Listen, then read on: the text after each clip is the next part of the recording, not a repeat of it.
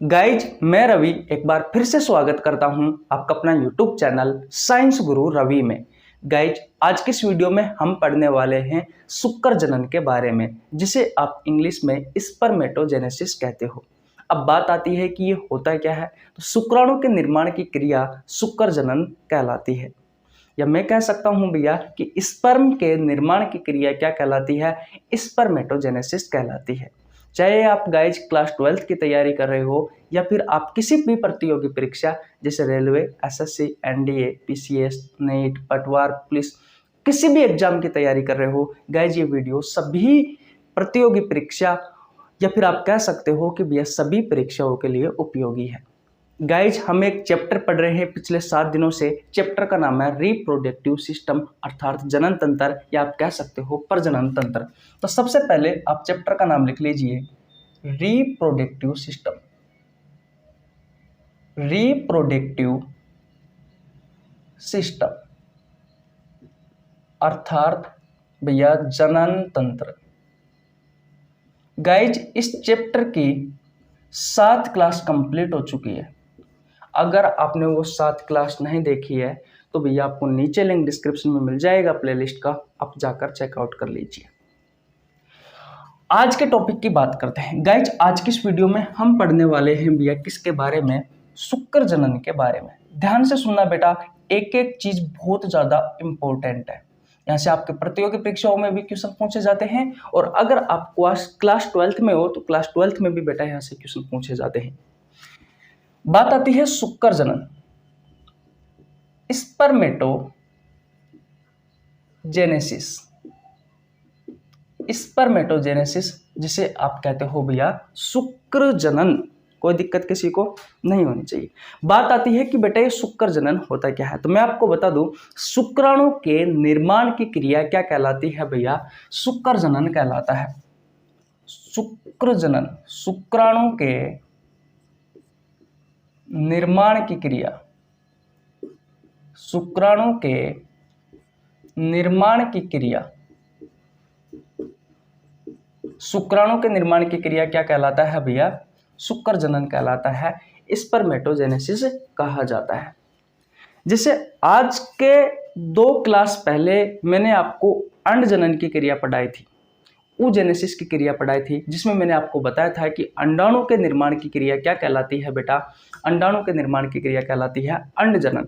वैसे ही बेटा शुक्राणु के निर्माण की क्रिया क्या कहलाती है, शुक्राणु के निर्माण की क्रिया कहलाती है शुक्र जनन। अब बात आती है बेटा कि ये शुक्राणु है क्या, तो गाइज ये एक प्रकार का युग्मक है। ये क्या है बेटा, एक प्रकार का युग्मक है। अब बात आती है कि ये युग्मक क्या होता है, तो युग्मक आप कह सकते हो भैया, युग्मक एक प्रकार की जनन कोशिका है, ऐसी कोशिका जो जनन में सहायक होती है। अब बात आती है कि जनन क्या होता है, तो बेटा सभी जीवों में होने वाली यह एक क्रिया है जिसके तहत कोई जीव अपने जैसे समान संतान की उत्पत्ति करता है। तो आप कह सकते हो युग्मक क्या है भैया, जनन कोशिका है, वह कोशिका जो जनन की क्रिया में सहायक होती है। कोई दिक्कत, तो शुक्राणु क्या है भैया, एक युग्मक है, कह सकते हो आप एक प्रकार की जनन कोशिका है। और बेटा ये जो युग्मक होता है ये भैया नर में उपस्थित होता है। ये जो शुक्राणु होता है ये शुक्राणु बेटा नर में उपस्थित होता है, इसलिए भैया इसे क्या कहते हैं, इसलिए इसे कहते हैं शुक्राणु को हम नर युग्मक, क्या कहते हैं भैया, नर युग्मक कहते हैं। अब बात आती है कि भैया शुक्राणु का निर्माण कहाँ होता है, तो मैं आपको बता दूं बेटा, जो शुक्राणु होता है, जो शुक्राणु होता है, इस शुक्राणु का निर्माण होता है भैया किसमें, आपने पढ़ा होगा जो नर जनन तंत्र होता है, उस नर जनन तंत्र का हमने प्राथमिक अंग पढ़ा था बेटा वर्षण। इसी वर्षण में बेटा किसका निर्माण होता है भैया, शुक्राणु का निर्माण होता है। और बेटा शुक्राणु के निर्माण की क्रिया क्या कहलाती है, शुक्र जनन कहलाती है। किसी को कोई परेशानी नहीं होनी चाहिए बेटा। जिस तरीके से नर में भी नर युग्मक होता है, नर युग्मक का नाम क्या है, शुक्राणु है, वैसे ही बेटा मादा में भी मादा युग्मक होते हैं। वैसे ही बेटा जो मादा होती है, इस मादा में भी क्या होते हैं, मादा युग्मक होता है, मादा युग्मक होता है। और नर में जो नर युग्मक है बेटा, इसका नाम क्या है? उसका नाम है शुक्राणु। तो बेटा मादा में जो मादा युग्मक होगा उसका नाम क्या है? उसका नाम होता है बेटा अंडाणु। उसका नाम क्या है बेटा? उसका नाम होता है अंडाणु। किसी को कोई परेशानी नहीं। और बेटा अंडाणु के निर्माण की क्रिया क्या कहलाती है? अंडाणु के निर्माण की क्रिया मैं आपको पढ़ा चुका। अंडाणु के निर्माण की क्रिया क्या कहलाती है भैया? तो अंडाणु के निर्माण की क्रिया अंडजनन कहलाती है। अंडजनन कहलाती है, oogenesis कहलाती है। तो यहां तक किसी को परेशानी नहीं होनी चाहिए बेटा, ठीक है। और इस अंडाणु का निर्माण कहाँ होता है? अगर यह आपसे पूछा जाए तो बेटा अंडाणु का निर्माण होता है मादा जनन तंत्र का जो प्राथमिक अंग होता है वो होता है बेटा अंडाशय। और इसी अंडाशय में किसका निर्माण होता है बेटा? अंडाणु का निर्माण होता है। किसका? इस अंडाणु का निर्माण होता है। और मैं आपको बता दूं बेटा, ये जो युग्मक होते हैं, नर युग्मक और मादा युग्मक, इन युग्मकों के निर्माण की क्रिया क्या कहलाती है? युग्मक जनन कहलाती है। युग्मक जनन कहा जाता है। अगर आपसे कोई क्वेश्चन पूछे कि भैया युग्मक जनन क्या है, मैं आपको बता दूं इस जनन का मतलब होता है निर्माण करना। इस जनन का मतलब क्या होता है? निर्माण करना। तो याद रखना बेटा, जो युग्मक होते हैं, युग्मक के निर्माण की क्रिया, निर्माण की क्रिया क्या कहलाती है भैया? तो युग्मक के निर्माण की क्रिया कहलाती है युग्मक जनक। युग्मक जनक, गेमेटोजेनेसिस। गेमेटोजेनेसिस मैं लिख देता हूं, गेमेटोजेनेसिस।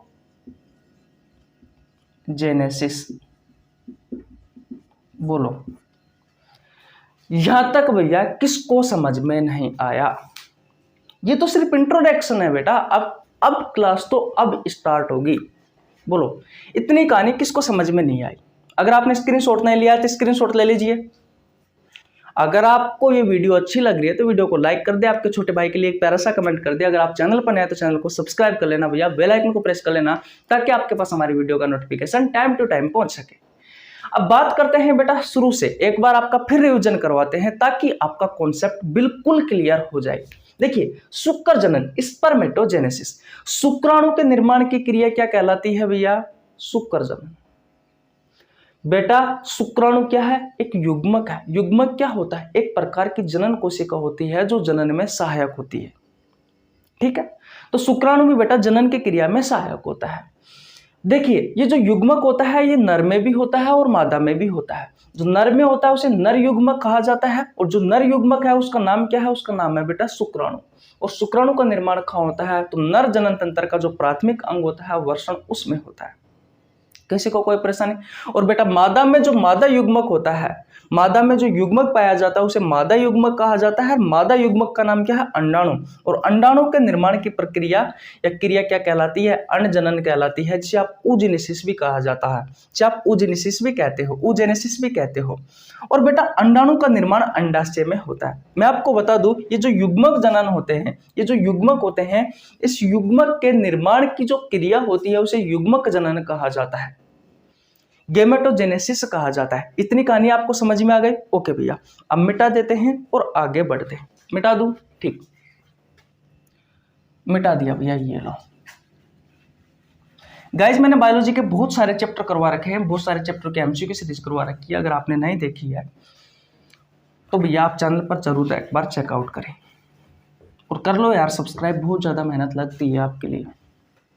अब स्टार्ट करें। अगर आपसे कोई क्वेश्चन पूछे कि शुक्र जनन क्या है, स्पर्मेटोजेनेसिस क्या है, तो शुक्राणु के निर्माण की क्रिया क्या कहलाती है? शुक्र जनन। इतनी बात क्लियर? ओके। अब देखिए बेटा शुक्राणु का निर्माण कहाँ होता है? यह है बेटा नर, और नर जनन तंत्र जब मैंने आपको पढ़ाया था तो नर जनन तंत्र का मैंने आपको डायग्राम पढ़ाया था, तो उसमें मैंने इस तरीके से एक डायग्राम बनाया था, इस तरीके से आप बड़ा बनाए ताकि अच्छे से समझ सके। ये जो डायग्राम था बेटा ये था भैया हमारा वर्षण कोश। क्या था? वर्षण कोश। और इसी ही वर्ण कोश में क्या था भैया, इसी वर्ण कोश में एक जोड़ी वर्ण थे। ये संरचना किसकी है भैया, ये संरचना है वर्ण की। और जब आप इस वर्ण की एनाटॉमी करके देखोगे तो आपको कुछ इस तरीके से भैया लगभग 250 की संख्या में क्या पाई जाएगी, एक वर्ण में इस तरीके से कक्ष पाए जाएंगे। इस वर्ण में इस तरीके से कितने कक्ष होंगे, लगभग 250 कक्ष होंगे, जिन्हें कहा जाता है भैया वर्षणपालिया, वर्षणपालिया। और इसी वर्षणपालियों में यानी कि इसी कक्षों में किसी में तो 2 या फिर किसी में 3, किसी में 2, किसी में 3, किसी में 2, किसी में 3, 2 से 3 की संख्या में क्या होती है बेटा, 2 से 3 की संख्या में होती है भैया शुक्र जनन नलिका। क्या होती है भैया, शुक्र जनन नलिका होती है। क्या होती है भैया, शुक्र जनन नलिका होती है। और इस शुक्र जनन नलिकाओं में ही किसका निर्माण होता है, इस शुक्र जनन नलिकाओं में ही भैया शुक्राणु का निर्माण होता है। किसका निर्माण होता है भैया, शुक्राणु का। लेकिन कैसे, वो देखते हैं। पहले ये बताओ यहाँ तक की कहानी आपको समझ में आई या नहीं है। जब हम नर जनन तंत्र पढ़ते हैं बेटा, तो नर जनन तंत्र में हम एक डायग्राम के बारे में पढ़ते हैं। वो डायग्राम में बेटा आपको मैंने ये संरचना पढ़ाई थी। ये बाहर वाली जो संरचना होती है ये होता है वर्ण कोश, और इसी में ही आपका वर्ण टेस्टिज उपस्थित होता है। इसमें ऐसे आपको 250 कक्ष दिखेंगे। जैसे आप वर्ण की एनाटॉमी करके देखते हो तो इन 250 कक्षों को कहा जाता है वर्षणपालिया। और बेटा इन वर्षणपालियों में 2 से 3 की संख्या में क्या होती है, शुक्र जनन नलिका होती है। और इन शुक्र जनन नलिकाओं में ही किसका निर्माण होता है, शुक्राणु का निर्माण होता है। इतनी बात क्लियर। अब बेटा ये जो शुक्र जनन नलिका होती है इसमें कोशिका होती है। तो आइए शुक्र जनन नलिका का डायग्राम बनाते हैं। मान लीजिए बेटा यह है आपका कुछ इस तरीके से नली होती है, ठीक है। अगर आप इसके एनाटॉमी करके देखोगे तो आपको कुछ इस तरीके से दिखाई देगी, कुछ तो गोल दिखाई देगी, कुछ कोशिका गोल टाइप में दिखाई देगी, कुछ कोशिका आपको ऐसे गोल दिखाई देगी, कुछ ऐसे ऐसे लंबवत ऐसे दिखाई देगी भैया इसके अंदर की तरफ, ठीक है। बेटा ये जो गोल कोशिका होती है ये होती है भैया नरजर्म कोशिका, नरजर्म कोशिका। और बेटा ये जो दूसरे आकार की ये जो आपको संरचना दिखाई देती है ये होती है भैया सर्टोली कोशिका। कौन सी, सर्टोली कोशिका।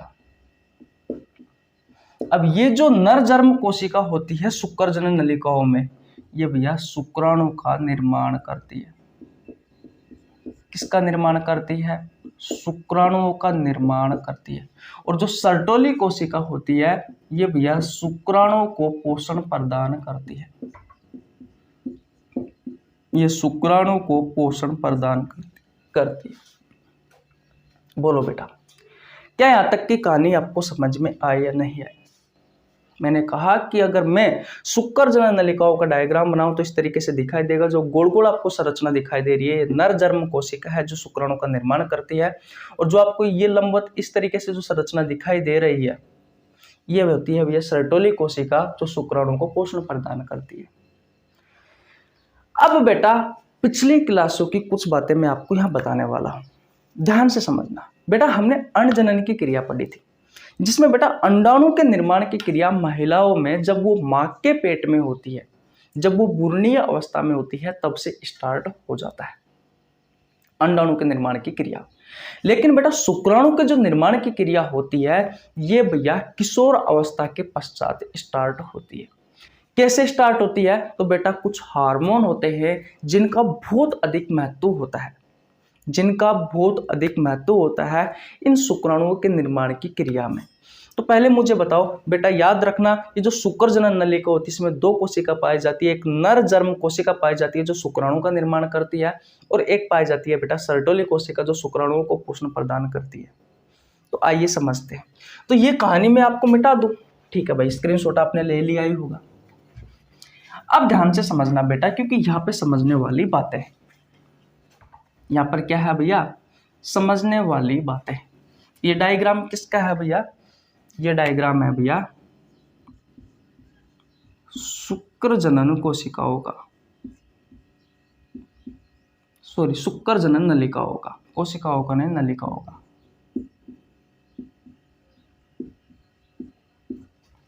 इतनी बात क्लियर, ओके। अब मैं आपको कुछ हार्मोनों की कहानी बता रहा था। देखिए बेटा, हमारा जो ब्रेन होता है, इस ब्रेन में एक ग्लैंड होती है, उस ग्लैंड का नाम है हाइपोथैलेमस ग्लैंड। बेटा मैं आपको ये बता दूं, ये जो हाइपोथैलेमस ग्लैंड होती है, ये एक अंतःस्रावी ग्रंथि है। और बेटा अंतःस्रावी ग्रंथियों की संख्या कितनी होती है, ये क्या है, एक अंतःस्रावी ग्रंथि है, एक अंतःस्रावी ग्रंथि है। और अंतःस्रावी ग्रंथियों की संख्या होती है बेटा 9। कितनी होती है, 9। और बेटा आपके ब्रेन में एक ग्रंथि और पाई जाती है जिसका नाम है पिट्यूटरी ग्लैंड, जिसे आप भैया पीयूष ग्रंथि भी कहते हो, और इसे भैया आप मास्टर ग्रंथि भी कहते हो। इतना तो आपने सुना ही होगा, इसे मास्टर ग्लैंड भी कहा जाता है। कभी आपने सोचा है कि भैया इस पीयूष ग्रंथि को, इस पिट्यूटरी ग्लैंड को मास्टर ग्रंथि क्यों कहा जाता है? बेटा होता क्या है, ये जो पीयूष ग्रंथि होती है, ये हाइपोथैलेमस को छोड़ करके, देखिए 2 ग्रंथि तो ये हो गए, इसके अलावा 7 ग्रंथि और होती है अंतःस्रावी ग्रंथियों में। तो ये जो पिट्यूटरी ग्लैंड होती है, ये हाइपोथैलेमस को छोड़ करके ये जो अन्य 7 अंतःस्रावी ग्रंथि होती है, इनको नियंत्रित करती है। इस वजह से भैया इसे मास्टर ग्रंथि कहा जाता है। जैसे कि किसी स्कूल में जितने भी स्टूडेंट होते हैं, उन्हें नियंत्रित करने का कार्य कौन करता है, एक टीचर करता है, एक मास्टर करता है। और मास्टरों को कंट्रोल कौन करता है, तो हेड मास्टर करता है। तो बेटा ये जो पिट्यूटरी ग्लैंड है, ये हाइपोथैलेमस को छोड़ करके अन्य जो 7 अंतःस्रावी ग्रंथि होती है, उन्हें नियंत्रित करने का कार्य करती है, इसलिए इसे मास्टर ग्रंथि कहा गया है। और बेटा इस पिट्यूटरी ग्लैंड को कंट्रोल कौन करता है, ये भैया हाइपोथैलेमस ग्लैंड करता है, इसलिए भैया इसे मास्टर ऑफ मास्टर ग्लैंड कहा जाता है या हेड मास्टर ग्लैंड कहा जाता है। अब ये किसको नियंत्रित करेगी, इस पिट्यूटरी ग्लैंड को। और पिट्यूटरी ग्लैंड किसको नियंत्रित करेगी बेटा, और अन्य जो ग्रंथि होती है 7, इन्हें नियंत्रित करती है। तो बेटा हाइपोथैलेमस से एक हार्मोन रिलीज होता है GnRH, इसकी फुल फॉर्म होती है गोनेडोट्रोपिन रिलीजिंग हार्मोन या गोनेडो रिलीजिंग हार्मोन।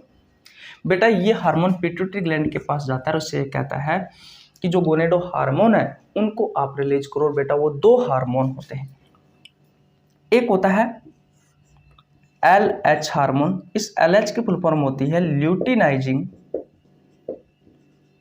Luteinizing hormone.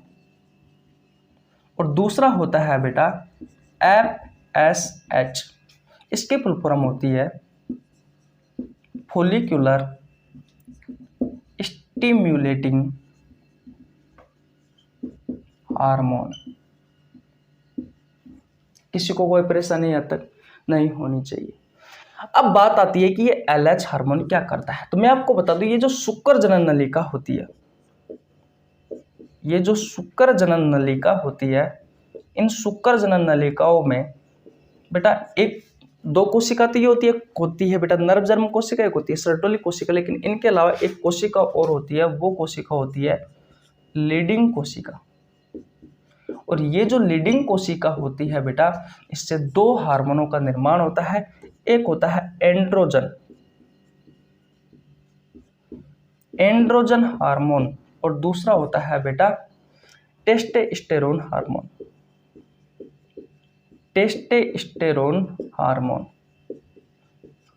अब ये जो एंड्रोजन हार्मोन होता है, ये क्या करता है, ये भैया ये जो नर जर्म कोशिका होती है, इस नर जर्म कोशिका पर कार्य करता है, इस नर जर्म कोशिका पर कार्य करता है और भैया इसे प्रेरित करता है शुक्राणुओं के निर्माण की क्रिया को स्टार्ट करने के लिए। क्योंकि भैया इस नर जर्म कोशिका में ही किसका निर्माण होता है, शुक्राणु का निर्माण होता है। तो ये एंड्रोजन हार्मोन भैया नर जर्म कोशिका पर कार्य करता है और इसे कहता है कि भैया अब आप शुक्राणु का निर्माण करना स्टार्ट कर दो।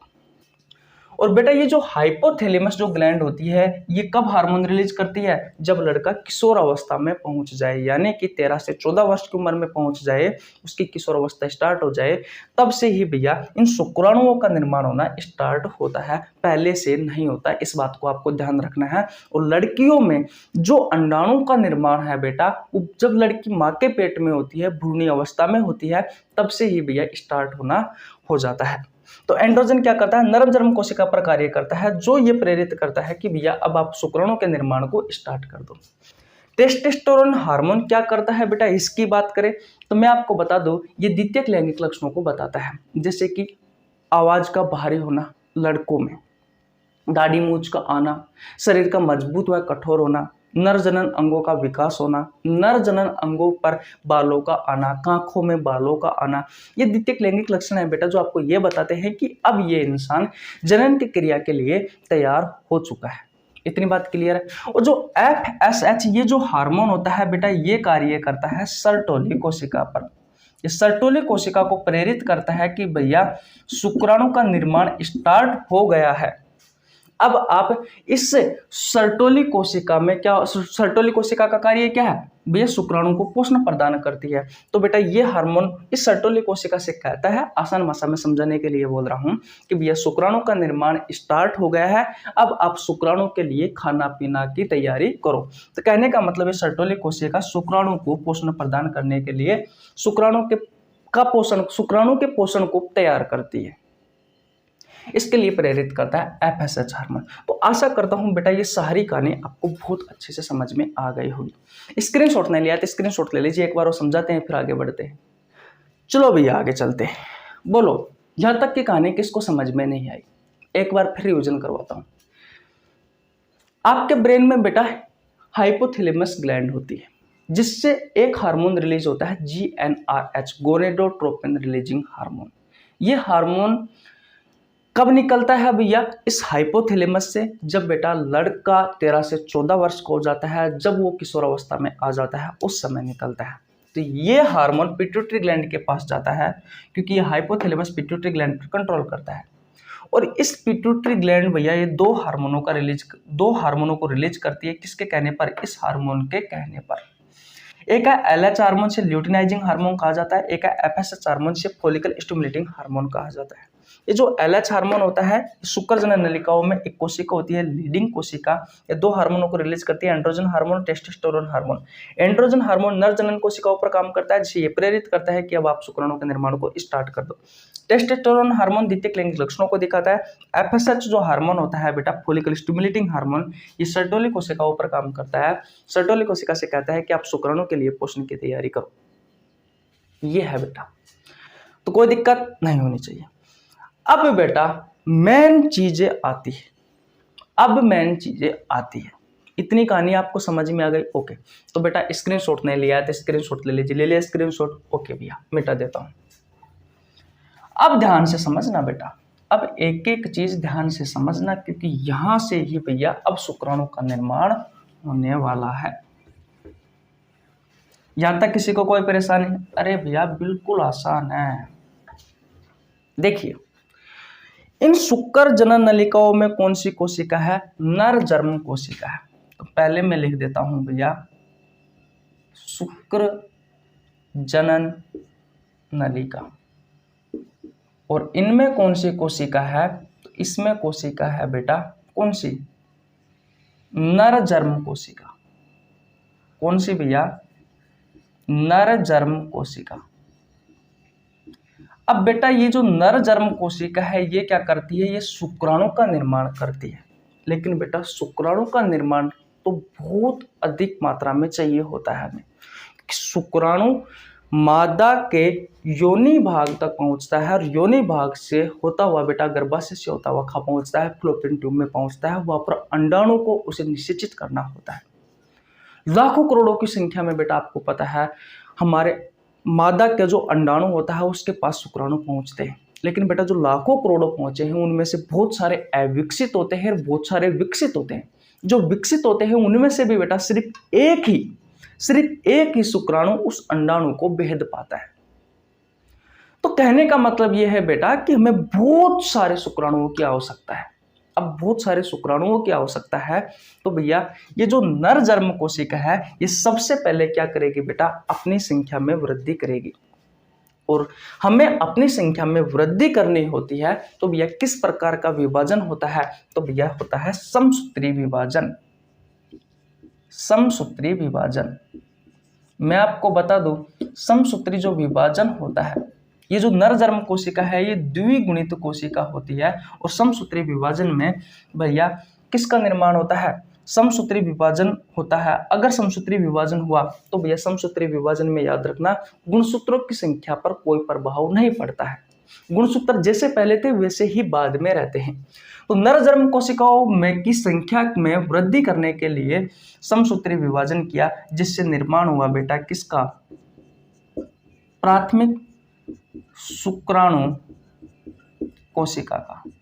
किसका, प्राथमिक शुक्राणु कोशिका का। और ये भी भैया द्विगुणित ही है। ये कोशिका भी कैसी है, द्विगुणित ही है, क्योंकि समसूत्री विभाजन में गुणसूत्रों की संख्या पर कोई प्रभाव नहीं पड़ता। अब इसकी संख्या बहुत सारी हो चुकी है। अब बेटा होता क्या है, ये जो प्राथमिक शुक्राणु कोशिका है इसमें भैया अर्धसूत्री प्रथम विभाजन होता है। मैं आपको बता दूं बेटा, ये जो अर्धसूत्री प्रथम विभाजन है, जो अर्धसूत्री जो विभाजन होता है, ये अर्धसूत्री विभाजन दो चरणों में पूर्ण होता है। एक होता है फर्स्ट अर्धसूत्री प्रथम विभाजन, एक होता है अर्धसूत्री द्वितीय विभाजन। तो जो अर्धसूत्री प्रथम विभाजन होता है इसमें क्या होता है, गुणसूत्रों की संख्या आधी हो जाती है। गुणसूत्रों की संख्या आधी हो जाती है तो प्राथमिक शुक्राणु जो कोशिका है बेटा ये बदल जाएगी द्वितीयक शुक्राणु कोशिका में। किसमें बदल जाएगी, द्वितीयक शुक्राणु कोशिका में बदल जाएगी। और भैया अर्धसूत्री प्रथम विभाजन के तहत ये जो कोशिका होगी ये भैया कौन सी हो जाएगी, ये हो जाएगी अगुणित कोशिका। ये कोशिका हो जाएगी कैसी, किस प्रकार की कोशिका हो जाएगी भैया, ये अगुणित कोशिका हो जाएगी। बोलो कोई दिक्कत नहीं होनी चाहिए यहाँ तक। अब बेटा आगे क्या होता है, अब होता है इस द्वितीयक शुक्राणु कोशिका का भैया अर्धसूत्री द्वितीयक विभाजन होता है। द्वितीयक शुक्राणु कोशिका का कैसा विभाजन होता है, तो अर्धसूत्री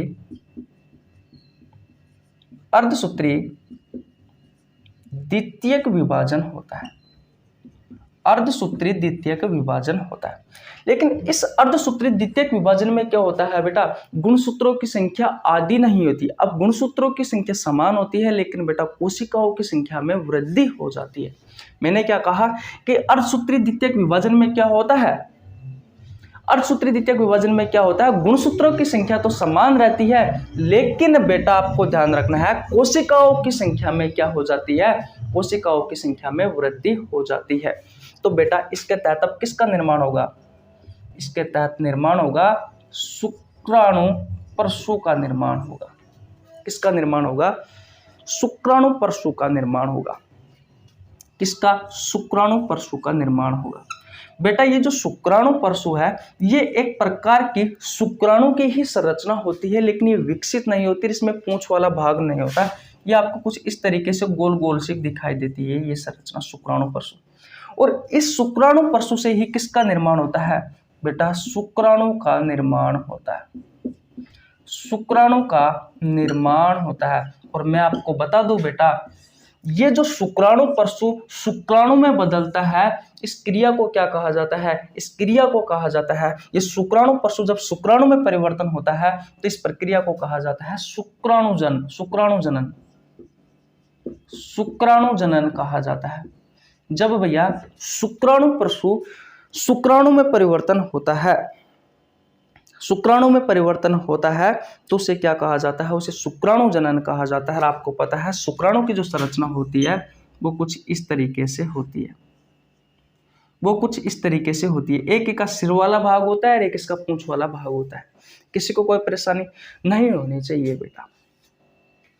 तो कुछ इस तरीके से भैया शुक्राणु का निर्माण होता है। और मैंने आपको यही तो बताया था कि शुक्राणु के निर्माण की क्रिया क्या कहलाती है, शुक्र जनन कहलाती है, स्पर्मेटोजेनेसिस कहलाती है। अब ये शुक्राणु क्या करेंगे बेटा, सर्टोली कोशिका में जाकर के धस जाएंगे। तो इसका जो सिर वाला भाग होता है ये सर्टोली कोशिका में जाकर के चिपक जाता है, यहाँ से भैया पोषण प्रदान करता है। और बेटा इस सर्टोली कोशिका से शुक्राणु का अलग होना, मैं यहाँ पे लिख देता हूं, सर्टोली कोशिका से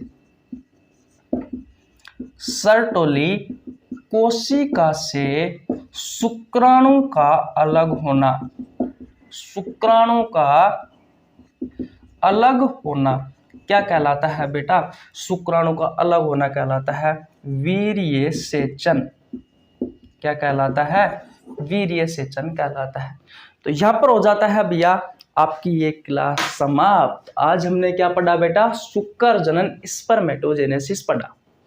आशा करता हूं आपको बहुत अच्छे से समझ में आ गया होगा गाइज। चाहे तो आप क्लास 12 की तैयारी कर रहे हो या फिर किसी प्रतियोगी परीक्षाओं की तैयारी कर रहे हो, गाइज ये वीडियो सभी परीक्षाओं के लिए उपयोगी है।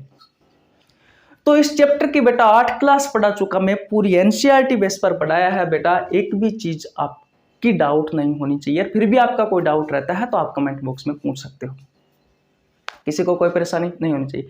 तो बेटा कैसी लगी आपको वीडियो, अगर वीडियो अच्छी लगी हो तो वीडियो को लाइक कर दीजिए, चैनल पर नया तो चैनल को सब्सक्राइब कर लेना, बेल आइकन को प्रेस कर लेना, जिससे आपके पास हमारी वीडियो का नोटिफिकेशन टाइम टू टाइम पहुंच सके। मिलते हैं गाइस नेक्स्ट वीडियो में, तब तक के लिए जय हिंद, जय भारत, राम राम।